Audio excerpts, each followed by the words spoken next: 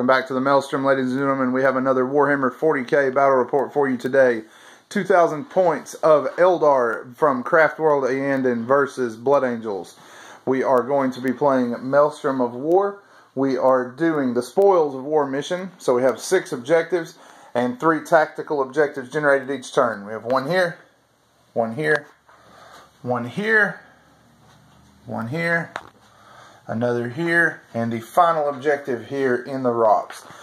Those 6 objectives are numbered 1 to 6 as always for tactical objectives, and the special rule for this mission is that you can steal their cards if you control the numbered objectives that they do. You also cannot discard cards that are secure objective X with a number.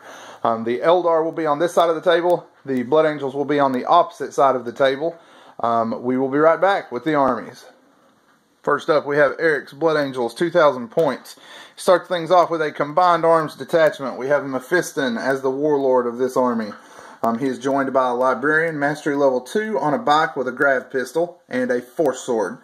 He will be running with 8 bikes that have 2 grav guns, a veteran sergeant with a power maul. That will be his retinue. Then we have 2 10-man tactical squads. They are in Razorbacks with las cannons and plasma guns. They have a las cannon and a melt-a-gun in those squads.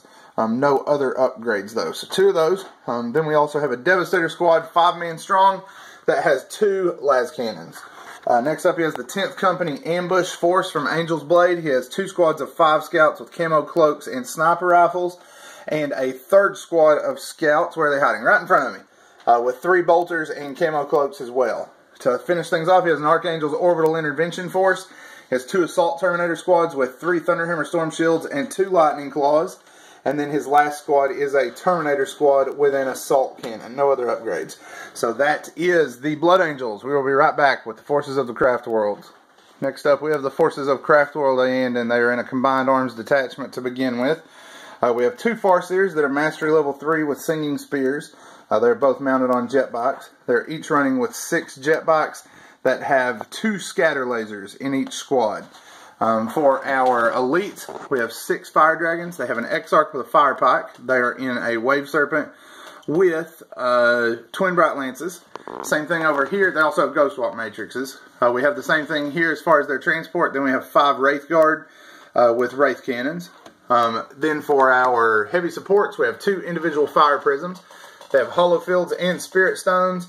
And then we have a Wraith Lord with Twin Scatter Lasers, Twin Flamers, and the Wraith Blade. Then to finish the list off, we have an Aspect Host. We have 6 Reapers. They have a Reaper Exarch. They are all running with Starshot missiles in addition to their normal setup. And then we have 2 squads of 7 Warp Spiders. They have an Exarch with Spinneret Rifles. Other than that, they are stock. So you have seen the armies and you have seen the table. We will be back as we get stuck into the Maelstrom. Setup is complete. The Eldar will be going first, barring a Blood Angel seize. Down here we've got a Fire Prism on the flank, then the first squad of bikes, along with the Wraith Guard on the right, the Fire Dragons on the left, and the Dark Reapers here on this objective. Wraith Lord in the center, and then the second squad of bikes with the Warlord and the Fire Prism on this flank. The 2 squads of Warp Spiders will be deep striking. Down here we have 5 Marines from the Combat Squad with a las cannon on the roof, along with the bikes. Second combat squad here, Razorbacks in the back with the 2 melt-a-gun halves, and then the Devastators with the pair of las cannons here.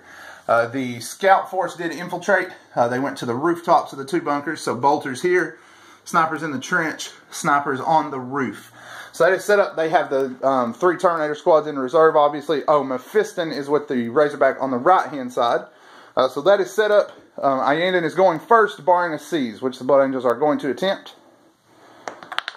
And with a 6, they will. So, Blood Angels will be going first, and we will be right back once they have finished up turn 1.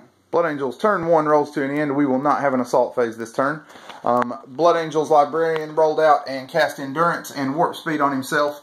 Endurance did go off. We threw all of our dice at it trying to cancel it, but it did go off. Everything else moved up and fired at, with the exception of 1 Razorback, it fired its shot here, but failed to hit. And 1 las cannon from the bunker down there on the end fired at this Fire Prism. Hit, but failed to score any damage. The rest of his fire all went into the Dark Reapers. We lost 4 of them between the scouts and 3 las cannons that were fired at them. There were 2 more last cannons fired at them, but they missed. But the 3 that hit and the scouts managed to knock 4 of them down. They did pass their morale check, however, so they are still in the fight. That was the only damage to the Eldar on turn 1. So we will go into Eldar turn 1 and be back following that. Eldar turn 1, not very eventful, but a little bit of stuff happened. We drew our objectives, went into motion. The box moved up. We've already made their jump move. Moved to here. This Farseer did put guide on them. This squad moved up roughly to here. We rolled a 3 or 4 for their assault move, so they're pretty much where they were. They cast Fortune onto the surviving Dark Reapers.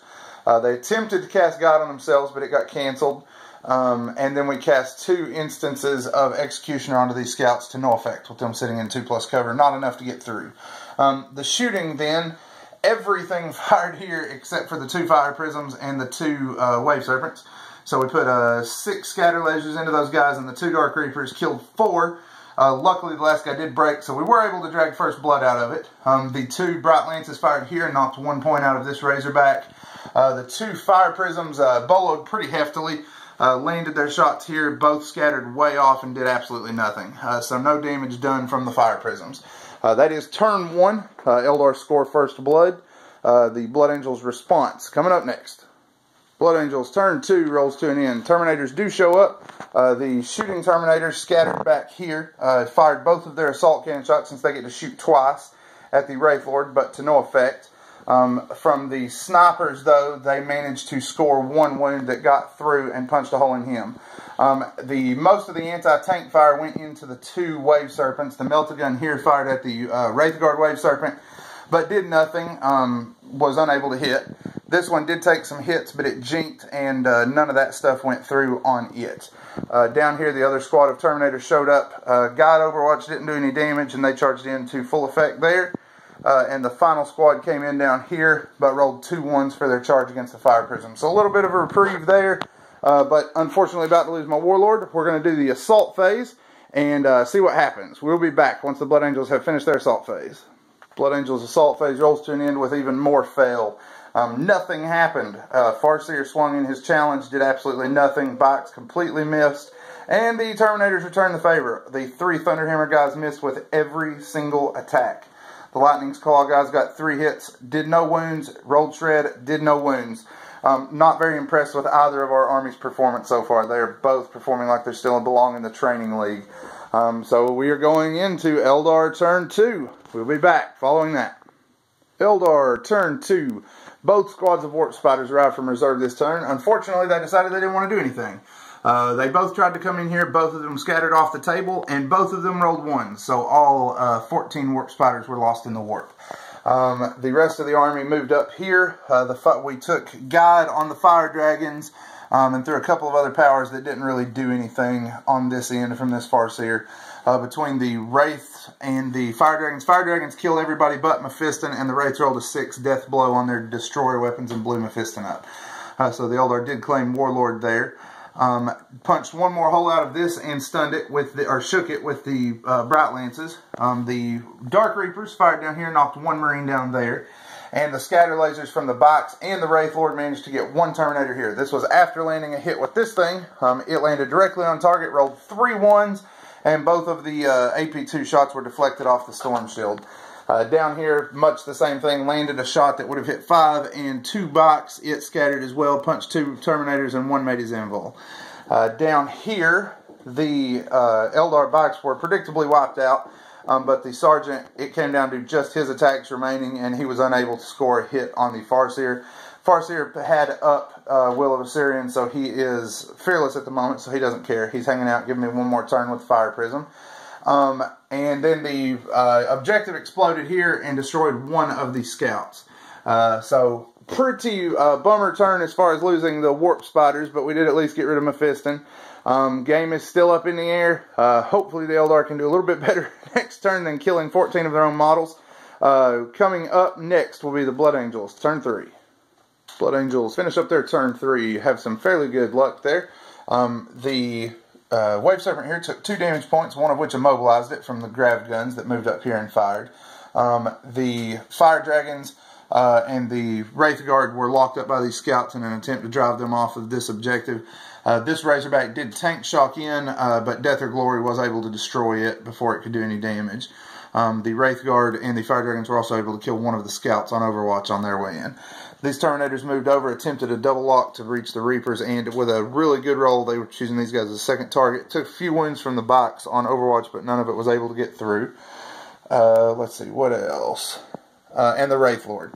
The squad of scouts down here wounded him twice, ended him once, and cut him down. So that is the Blood Angels turn up to the assault phase. We're going to run that, and we will be right back. Blood Angels assault phase rolls to an end. The Farseer was crushed by the Thunderhammers, who consolidated out 1 inch from him. And here the scouts lost 2 guys in melee, but did stick after failing to do any damage. So all my AP1 is tied up there, waiting to be clobbered by Terminators, unfortunately. We will see if we can do something about some of these Terminator bodies coming in before we get overwhelmed there in the center. This will be going into Eldar turn 3, and then we will be back. Eldar turn 3 comes to an end. During the Psychic phase, we didn't really do much. We gave Fortune to the Wraith Guard in case any hits came in on them in the assault phase. The box, Fire Prism slid over, scored 6 hits. They elected not to jink, and he rolled 1 4+.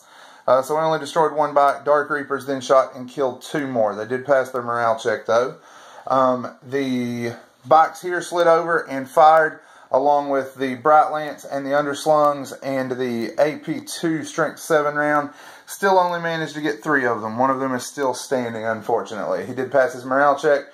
So he is going to come in and clobber somebody, I'm sure.